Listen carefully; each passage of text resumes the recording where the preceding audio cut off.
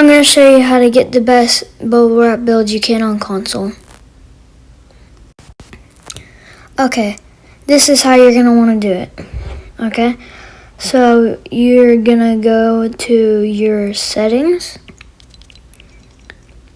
and then your brightness 85, user interface contrast 1.35, colorblind mode Protanope, and then colorblind strength 10.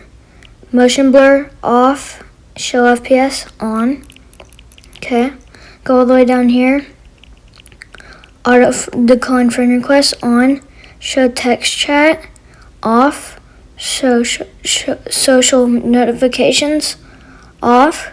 And when you use it, it should work the best it can. Okay, that's how you do it.